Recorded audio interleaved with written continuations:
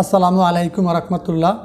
সুপ্রিয় নবম দশম ও দাখিলের পরীক্ষার্থী বন্ধুরা, আশা করি ভালো আছো। ম্যাথ এডুকেশন অনলাইন শিক্ষা পরিবারের পক্ষ থেকে তোমাদের সবাইকে স্বাগতম। প্রিয় শিক্ষার্থী বন্ধুরা, তোমাদের পরিসংখ্যান অধ্যায়ের সংক্ষিপ্ত পদ্ধতিতে গড় কীভাবে নির্ণয় করতে হয়, এমন কোনো পরীক্ষা নাই যে এই টাইপের একটা অঙ্ক না আসে। অর্ধবার্ষিক হোক, বার্ষিক পরীক্ষা হোক, প্রিটেস্ট হোক, টেস্ট পরীক্ষা হোক এবং এসএসসি পরীক্ষা হোক অথবা দাখিল পরীক্ষা হোক, প্রত্যেকটা পরীক্ষায় এই টাইপের একটা প্রশ্ন পরীক্ষা আসে, প্রত্যেকবার আসে। এমনই গুরুত্বপূর্ণ একটা প্রশ্ন এখন আমি তোমাদেরকে সমাধান করে বুঝিয়ে দেব। যদি ক্লাসটা শুরু থেকে শেষ পর্যন্ত দেখো, আমি গ্যারান্টি দিলাম অবশ্যই তোমরা 100% এই প্রশ্নটা বুঝতে পারবা। এই টাইপের আমাদের চ্যানেলে আরও 44টা ভিডিও দেওয়া আছে, অবশ্যই দেখে প্লেলিস্ট চেক করে দেখে নেবা। চলো আলোচনা শুরু করা যাক। আজকে আমরা শিখব, এরকম মান দেওয়া থাকবে, সংক্ষিপ্ত পদ্ধতিতে গড় কীভাবে নির্ণয় করতে হয়, তারই একটা ভরে আসা অঙ্ক। এই অঙ্কটা দাখিল পরীক্ষা 2025 সালে আসছে, খ নাম্বারে আসছে। আমি এখন তোমাদেরকে এই সংক্ষিপ্ত পদ্ধতিতে গড় নির্ণয় শিখিয়ে দেব। চলো আলোচনা শুরু করি।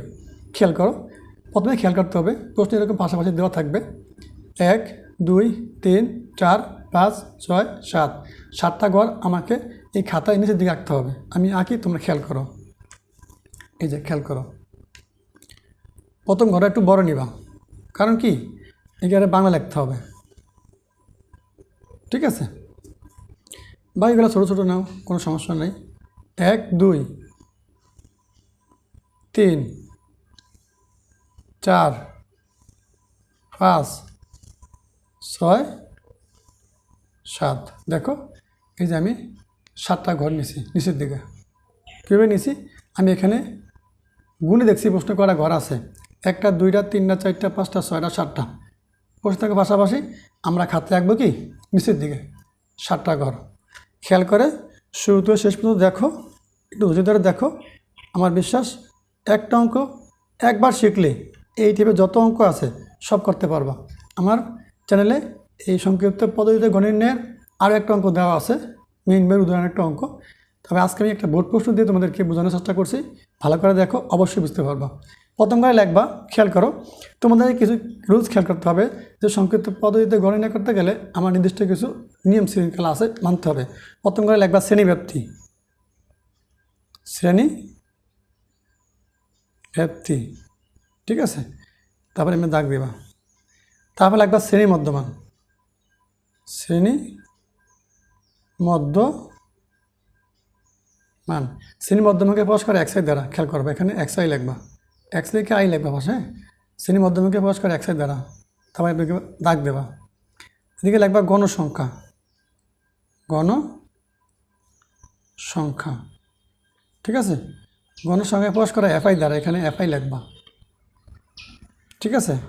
তারপরে করে লিখবা দাববিচ্যুতি, দাববিচ্যুতির প্রকাশ করা UI দ্বারা, বড়ত্বের UI লিখবা, ঠিক আছে? তারপরে এভাবে সমান চিহ্ন দেবা, এই সমান চিহ্নের মাঝ বরাবর আবার টান দেবা, উপরে লিখবা কি XI শুরু করে, মাইনাস ছোট হাতের A, XI মাইনাস A, নিচে লিখবা H, ঠিক আছে? এটা দাববিচ্যুতি নির্ণয়ের সূত্র। আবার দাগ দেবে এভাবে, ঠিক আছে? পাশে লিখবা এই FI, গুণ দিবা, তারপরে লিখবা UI, ঠিক আছে? আবার বক্সটা দাগ দিয়ে আটকে দেবা, ঠিক আছে? তোমাকে সংক্ষিপ্ত পদ্ধতিতে গড় নির্ণয় করতে গেলে এই যে রুলসটা আমি লিখলাম, এইভাবে প্রত্যেকটা ঘর এভাবে করতে হবে, এইটি অ্যাকুরেট নিয়ম, ঠিক আছে? এখন দেখো আমরা মানগুলো বসাবো, একটু ধৈর্য ধরে সময় নিয়ে খেয়াল করো, ঠিক আছে? একটা অঙ্ক ভালো করে বুঝো, সবগুলো করতে পারবা। আমরা এই যে এখানে লিখছি শ্রেণীব্যাপ্তি, এই দেখো শ্রেণীব্যাপ্তির ঘরে মানগুলো দেওয়া আছে, এখান থেকে চাই বসাবো। প্রথম আছে 21 থেকে 30, এখানে লেখো 21 থেকে 30। তারপর আছে 31 থেকে 40, এখানে লেখো 31 থেকে 40। দেখো এখানে আছে কত 41 থেকে 50, এই ঘরে লিখবা 41 থেকে 50, ঠিক আছে? তারপর আছে কত 51 থেকে 60, এখানে লিখবা 51 থেকে 60, ঠিক আছে? উপর থেকে আছে মানগুলো বসাই দেবা। তারপরে 61 থেকে 70, তারপরে 71 থেকে 80। দেখো মানগুলো কিন্তু উপর থেকে আছে বসা দিছি। এখানে বলা আছে কি শ্রেণী মধ্যমান। এখন শ্রেণী মধ্যমানের সূত্র আছে, প্রিয় শিক্ষার্থীরা তোমরা অবশ্যই জানো শ্রেণী মধ্যমানের সূত্র। এখন আমি তোমাদেরকে লিখে দেখিয়ে দিই, একটু খেয়াল করে ভালো করে শিখে রাখো, একবার শিখলে আর ভুলবা না। দেখো শ্রেণী মধ্যমানের সূত্র আমি তোমাদেরকে বলে দিই। এই যে দেখো আমি লিখে দেখাতে এটা কাগজে এই বাজে। দেখো শ্রেণী মধ্যমান সরাসরি সূত্র শ্রেণী মধ্যমান। দেখো নিম্নের সূত্র হচ্ছে কি নিম্ন সীমা, নিম্ন সীমাও থাকে নিম্ন মানও থাকে, ঠিক আছে। নিম্ন সীমা যোগ উচ্চ সীমা ভাগ 2। দেখো এই যে শ্রেণী মধ্যমানের সূত্র নিম্ন সীমা যোগ উচ্চ সীমা ভাগ 2, ঠিক আছে।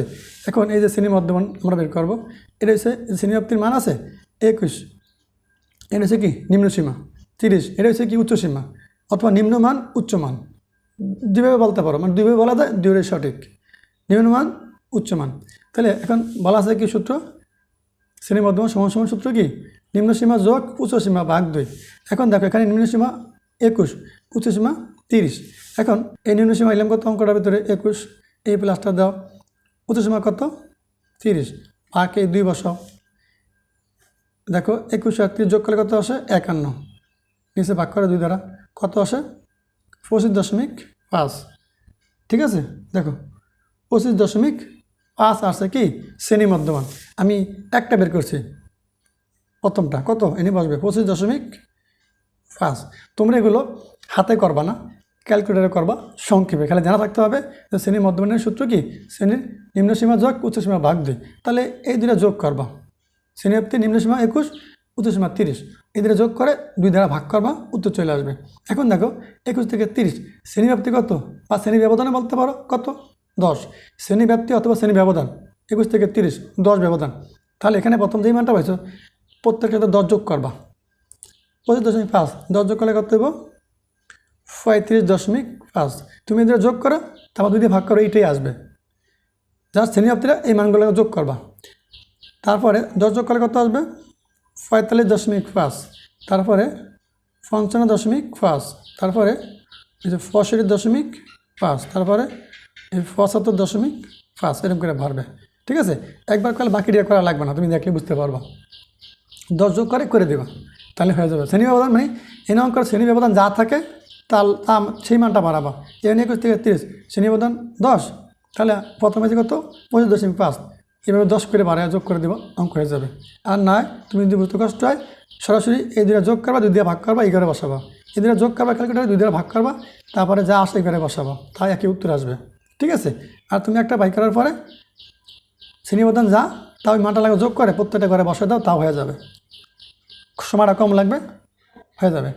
দেখো এখানে বলছে কি গণসংখ্যা, এই যে উপরে দেখো গণসংখ্যাটা ঘর আছে, আমরা এখন মানগুলো আছে বসে দেবো। প্রথম ঘরে কত 4 বা 4 লেখো, দ্বিতীয় ঘরে কত 8 লেখো, তৃতীয় ঘরে কত 12 বা 12 লেখো, এই 4 নম্বর ঘরে কত 15 বা 15 লিখতে পারো, 5 নম্বর ঘরে কত 6 বা 6 লিখতে পারো, তারপরে দেখো শেষের ঘরে কত এই যে 5, দেখো এই যে আমি 5টা বসাই দিলাম।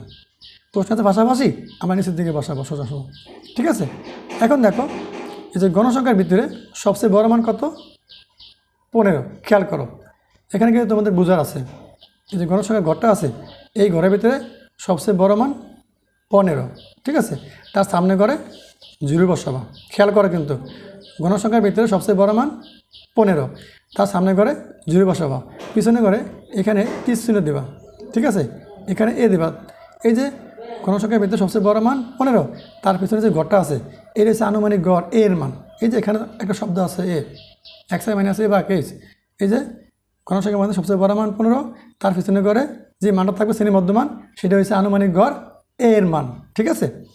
তারপরে সামনে করে 0 বসাবা, এখন উপরের দিকে 1 করে কমাবা, -1, -2, -3, নিচের দিকে 1 করে বাড়াইবা 1, 2। কিন্তু তুমি যদি সূত্র প্রয়োগ করে করো একই উত্তর আসবে। এটা শর্টকাট টেকনিক শিখে দিলাম। গণসংখ্যার মধ্যে সবচেয়ে বড় মান যেটা তার সামনে করে 0 বসাবা, উপরের দিকে 1 করে কমাইবা, নিচের দিকে 1 করে বাড়াইবা, তাহলে তোমার কি দাব্যচ্যুতির শর্ত ফিল আপ করে হয়ে যাবে। আর গণসংখ্যার মধ্যে সবচেয়ে বড় মান 15 হয়েছে, তার পিছনে মানে অন্য একটা অঙ্ক আসলো, তখন কী করবা, তখন এখানে গণসংখ্যার মধ্যে সবচেয়ে বড় মান যা তার সামনে করে 0 বসাবা, পিছনে করে আনুমানিক গড় চিহ্ন দিয়ে এর মান বসাবা, ঠিক আছে, এইভাবে চিহ্ন দ্বারা নির্ধারণ করে দেবা বা নির্ধারিত করে দেবা, তাহলে কিন্তু আমাদের শর্ত মিলাপ হয়ে যাবে। এখন দেখো এখানে বলছে কি এফআই গুণ ইউআই, এই দেখো এফআই এসে এইটা, ইউআই এসে এইটা। এখন আমরা এই ঘরে আছে 4, এই ঘরে আছে -3, গুণ করবো, প্লাসে মাইনাসে মাইনাস, 3 4 কত 12, এই প্লাসে মাইনাসে মাইনাস, 8 2 এখানে 16 হবে। খেয়াল করো এখানে একটু আগে মিস্টেক হয়ে গেছিলো, 8 2 16, তারপরে প্লাসে মাইনাসে মাইনাস, 12 কে 12, এটা 15 0 0, 6 কে 6, 5 2 10, ঠিক আছে। এখন আমরা যোগ বিয়োগ করবো, খেয়াল করো এখানে লিখবা সিগমা অথবা সামেশন এফআই ইউআই লিখবা, তারপর ইকুয়াল দিবা বা সমান সমান দিবা। এখন দেখো এখানে আছে এই যে -12, -16, -12, 0 6 বা 6 আর 10, ঠিক আছে। তুমি ক্যালকুলেটর লিখবা -12, -16, -12, আবার লিখবা +6 +10, ইকুয়াল দিবা, একের উত্তরটা চলে আসবে। এখন তুমি যদি ব্যতিক্রম কিছু করতে চাও করতে পারো, এখানে হিসাব করা আলাদাভাবে -12, -16 আর -12, এই 3 যোগ করে আসবে -40, আর এখানে প্লাসের আছে কত 6 আর 10 16। এখন 40 থেকে 16 বিয়োগ করলে থাকে -24, -24 এখানে বসাই দেবা, ঠিক আছে। আশা করি তোমরা বুঝতে পারছো। এখন এখানে একটা দাগ দেবা, আমরা সূত্র প্রয়োগ করব, খেয়াল করো এই যে এখানে একটা দাগ দেবা, এখানে লিখবা, তারপরে সামেশন এফআই ইউআই সমান সমান দেয়া, এই যে মানটা লাগবা, এটা মান কত 24, তারপরে লিখবা এন মান হয়েছে কত এখানে 50, তারপর লাগবে এই শ্রেণীব্যাপ্তি হয়েছে কত, এই যে 21 থেকে 30, 31 থেকে 40, শ্রেণী ব্যবধান 10, তাহলে এসের মান এখানে 10 লাগবা। তারপরে আনুমানিক গড় এ, দেখো এই যে আনুমানিক গড় এর মান কত পাইছি 55.5, এখানে লাগবা 55.5, ঠিক আছে। এই যে আমাদের মানগুলো লেখা হয়ে গেছে, দেখো কীভাবে লিখবা, এটার মান লিখছি, এনের মান লিখছি, এসের মান শ্রেণীব্যাপ্তি লিখছি, আনুমানিক গড় এর মান লিখছি, ঠিক আছে। এখন আমরা গণের ন্যায় সূত্র লিখবো, এখানে লিখবা সুতরাং গড় সমান সমান এ প্লাস সামেশন এফআই ইউআই বা ক্যান গুণ এইচ, ঠিক আছে। এখানে সমান চিহ্ন দাও, এর মান লেখো, এর মান কত আছে এখানে এই যে 55.5, যোগ চিহ্ন দাও, এখানে টান দাও, আর সিগমা এফআই ইউআই এর মান কত দেওয়া আছে -24, নিচে এন মান কত আছে, এন মান এখানে 50 বসাও, এখানে গুণ চিহ্ন দাও, এখান থেকে এসে মান কত আছে, এখানে এসে মানটা 10 বসাই দাও, এখানে আবার সমান চিহ্ন দাও, এই 55.5 বসাও। এবার দেখো এখানে গুণ করতে হবে, প্লাসে মাইনাসে মাইনাস লেখো, টান দাও, এবার এই প্লাসে মাইনাসে মাইনাস হয়েছে, এই 24 আর 10 গুণ করো, গুণ করে আসবে কত 24 একে 24 আর 0 বসে যাবে, 24 10 গুণ করলে 240 আসবে, নিচে এই 50 বসায় দাও। দেখো এখন এই 50 দ্বারা 240কে ভাগ করতে হবে, 55.5 বসাও, বিয়োগ চিহ্ন দাও, এই 240কে 50 দ্বারা ভাগ করো, 240কে 50 দ্বারা ভাগ করলে আসবে 4.8, এখানে তোমরা 4.8 বসায় দাও, সমান চিহ্ন দাও। এখন এই 55.5 থেকে 4.8 বিয়োগ করো, মানে কী করছি, এই ক্যালকুলেটারে 240 উঠাবা, ভাগ দিয়ে 50 লিখবা, এবার সমান বাটনে চাপ দেবা, দেখবা 4.8 চলে আসবে, ঠিক আছে। এখন 55.5 থেকে 4.8 বিয়োগ করো, দেখো 55.5 থেকে 4.8 বিয়োগ করলে আসে 50.7, এই 50.7, ঠিক আছে। যেহেতু দশমিক আকার আসছে, পরিসংখ্যানে প্রত্যেকটা অঙ্ক এবার দশমিক আকার আসলে তোমরা প্রায় লিখবা, কী লিখবা এখানে প্রায় লিখবা, তারপরে অ্যান্সার লিখে দেবা, ঠিক আছে। আশা করি বুঝতে পেরেছো। প্রিয় শিক্ষার্থী বন্ধুরা, এই ছিল অ্যাকুরেট চমৎকার একটা অঙ্কের সঠিক সুন্দর সমাধান। তোমরা ভালো করে একটা অঙ্ক ভালো শিখে রাখো, আশা করি এই টাইপের যত অঙ্ক আছে একটা অঙ্ক শিখলে সবগুলো করতে পারবা। সবাই ভালো থাকো, আর আমাদের ম্যাথ এডুকেশন অর্জন ইউটিউব চ্যানেলের সাথে থেকে নিয়মিত ধারাবাহিক ক্লাসগুলো তোমরা এখান থেকে দেখে থাকো। আল্লাহ হাফেজ।